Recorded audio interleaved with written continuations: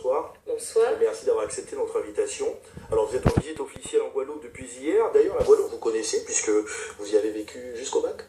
Oui, j'ai grandi en Guadeloupe, j'y ai été scolarisée, et puis comme beaucoup de jeunes Guadeloupéens, après le bac, je suis partie faire mes études dans l'Hexagone, et j'y ai construit une vie professionnelle et politique désormais. Alors depuis hier, vous regardez comment la rénovation urbaine prend forme. Le premier programme est en train de s'achever. Êtes-vous satisfaite de ce que vous avez vu jusqu'à maintenant?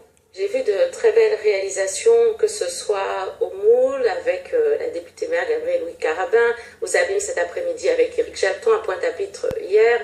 Vraiment des villes dans lesquelles les programmes de renouvellement urbain ont transformé physiquement les quartiers pour les habitants.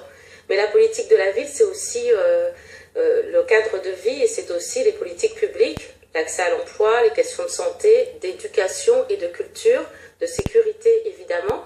Et c'est ce sujet-là aussi que j'ai abordé, votre reportage le montre, à Sainte-Rose avec la maire Claudine Bagezé, et puis à Morne-à-l'Eau aussi hier avec le maire M. Francfort, là où nous avons eu à regarder comment sur tous les territoires l'égalité se met en place d'accès aux services. Alors un mot sur le nouveau programme de renouvellement urbain. Comment va-t-il se mettre en place? Quelle est la différence?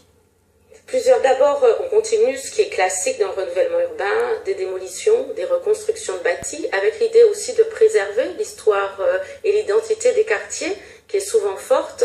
Et puis ensuite, c'est comment on inscrit les habitants dans ce processus-là. D'abord au travers du développement économique, j'ai vu de très belles expériences autour de l'insertion, hier et aujourd'hui, qui permettent d'associer les jeunes et les demandeurs d'emploi dans les travaux qui sont menés.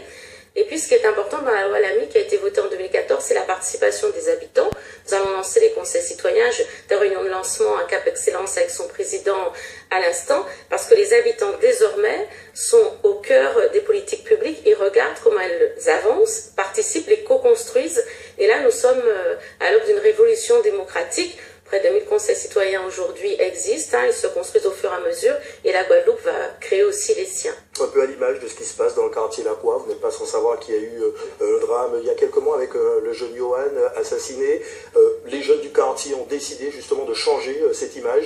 Vous pensez que c'est une solution? C'est ce que vous voulez dire en fait? Oui, ça a été une véritable tragédie. La Guadeloupe a été secouée à juste raison.